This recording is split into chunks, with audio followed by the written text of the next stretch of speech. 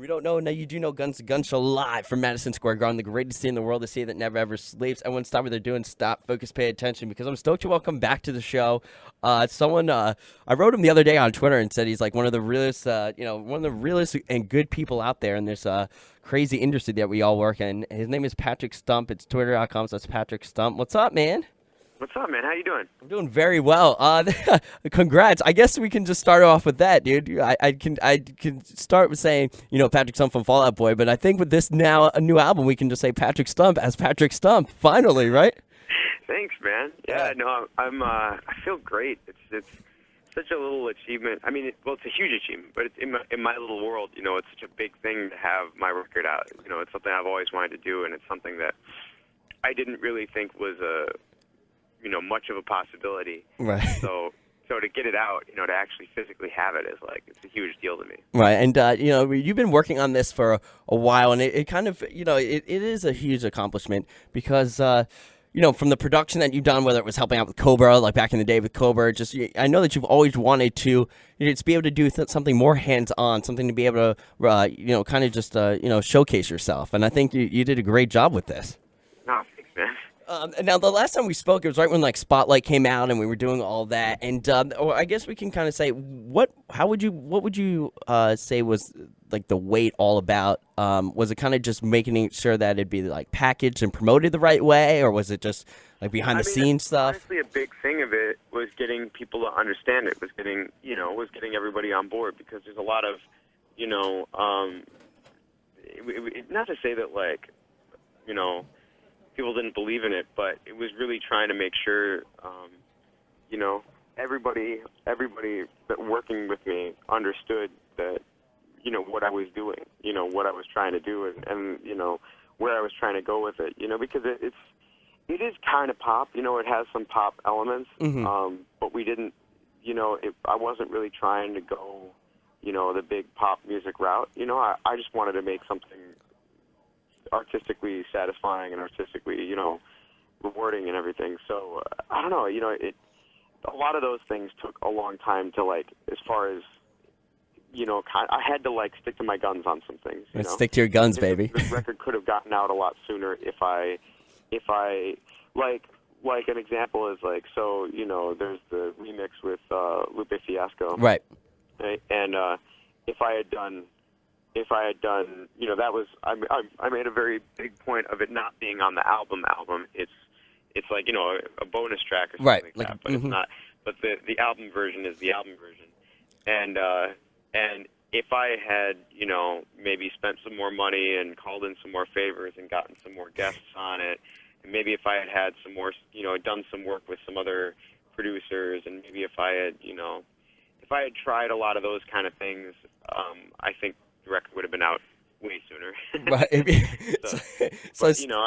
I really had to, And I'm sure you were pressured into kind of doing that, maybe, and you wanted. I mean, I give you props, and that it's a hard thing when everyone else, when people are surrounding you, being like, "You should do this, you should do that." You've been told your whole life what to do, man. Yeah, man.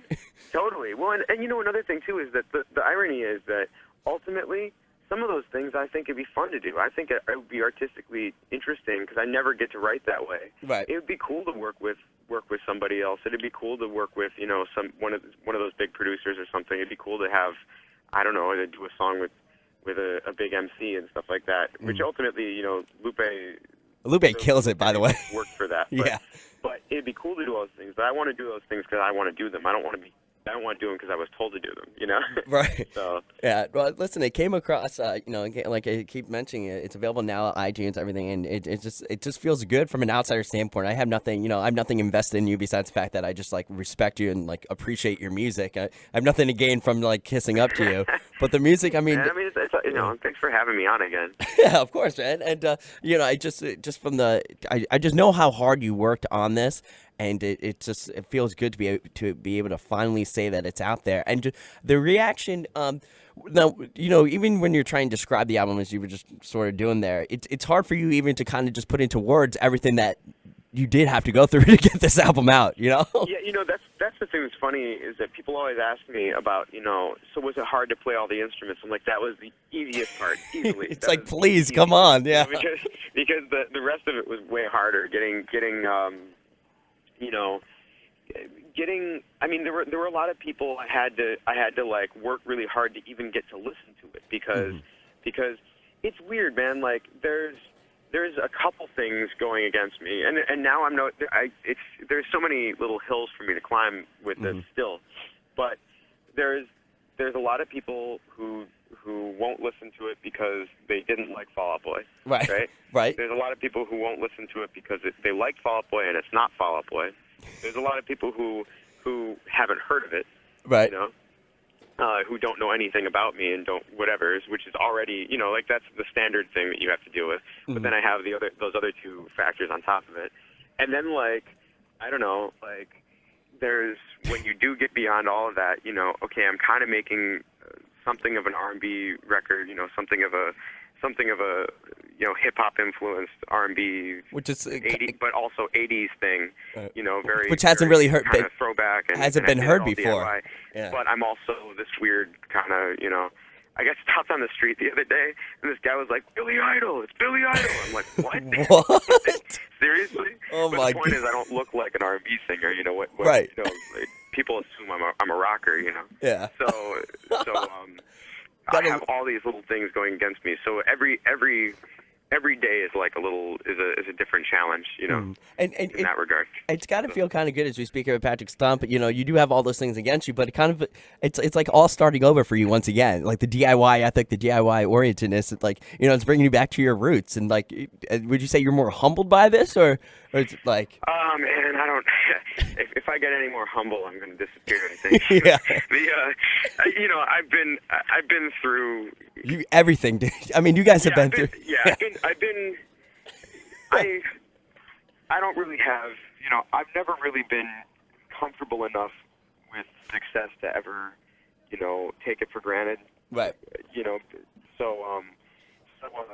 But it's also not really interesting to me. It's not something that I really care about. I'm not really worried about being the big man on campus. I'm worried about being, the best I can be. That's the most important thing to me, And yeah. So I mean, yeah. I think because of that, the DIY thing, really informs everything I'm doing because it's just it's just a part of me. I can't shut it off. I can't shut off the desire to be creative and innovative, Well, thank you. I don't know about great and innovative, but yeah, I don't know what I was thinking either. Saying that the desire to try for it, to strive for it. Right. Yeah. Well, I mean, it definitely comes across, with the album, and just from a personal standpoint with you, and like you said, you've seen it all. You went through good times, bad times. I mean, you have seen it all. And was there ever a time where, like, do you ever just look at it and just like maybe like being frustrated, or just like, or like, was there ever a time where you didn't think this would come out, or like, where you just wanted to up until release day, the thing is that like. I was talking about this with somebody the other day.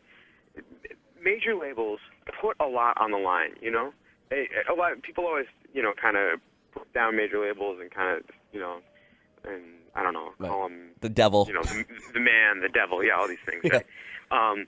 But at the end of the day, a major label does a lot of work, and puts a lot of eggs in your basket. You know what I mean? They really do. Take a pretty sizable risk on you, and so when you fail, they fail, they lose, and so there's a very real possibility wherever you are. If you're on a major label, you have to understand that you may get dropped or shelved or whatever. Shelved, yeah, definitely shelved. And that was kind of the thing, is that I really liked the people I was working with, so I decided to stay on the major, understanding, but the trade-off of that is that,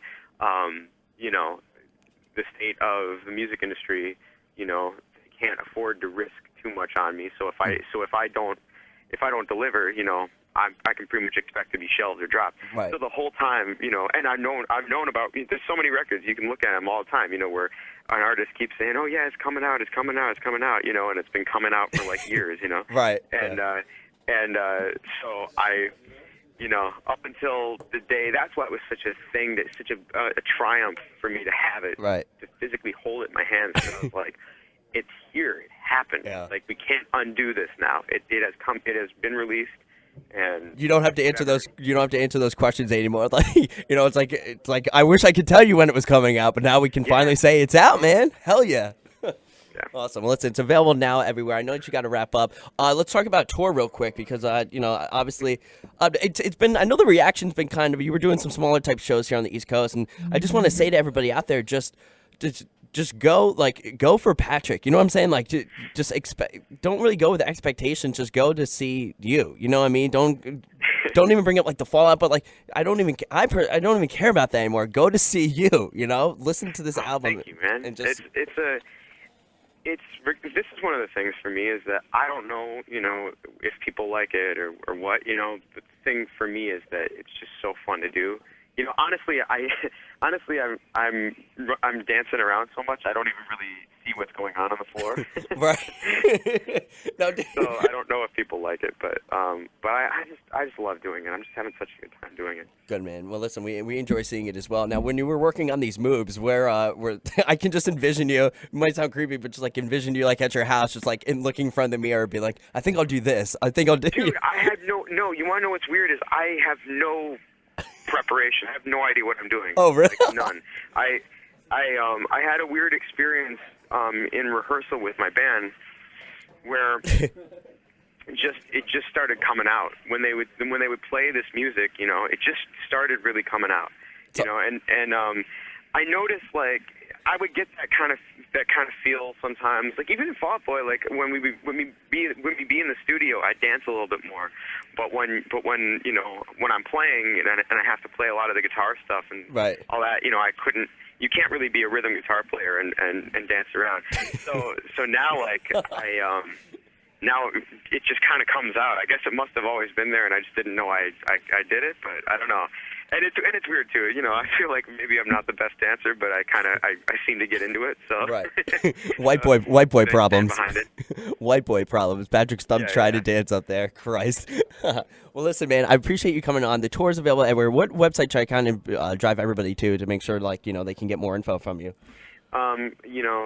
Check Facebook.com/Patrick Stump. Mm-hmm. I'm at Patrick Stump on Twitter, and PatrickStump.com is like everything. So. Cool. What lies ahead? Obviously, this is we're wrapping up kind of the year. You're doing this tour. What lies ahead for?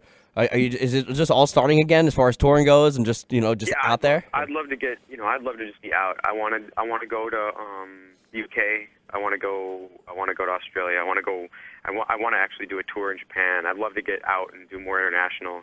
Mm-hmm. I'd love to do more in the States. I just want to be out touring, man. I've got to keep doing this. It's too much fun. And yeah, man. Now that I have a record, I can talk about like record number 2 and stuff. Right. Like, get moving. Well, let's make this one huge first, though. All right. That's why I want everyone to go out there. Let's get this out there. Let's it feels good when people actually deserve to get noticed and recognized. And I feel like you're one of those people. I appreciate you tweeting me back from time to time. And of course, man. And keep in touch. Yeah, definitely, please. And can't wait to see you out here on the road. And what's your favorite song off the album? We'll play that. Don't say This City. No, you know what I'm really feeling right now is well, here's the thing. When you play it, I hit a track on there. So, okay. But right now I'm so about halfway through it goes into a separate song. It's not people are like, oh, it's one really long song. I'm like, no, it's 2 songs clearly. Right. But Run Dry. I'm really enjoying Run Dry right now. All right, here it is, available now. Patrick Stump, you're a great American, my friend. Thanks, man. Cool. Always good to talk to you. Amen. All right, cool. Do a liner real quick. Say, hey, it's Patrick Stump. Sure. Gun show. Cool.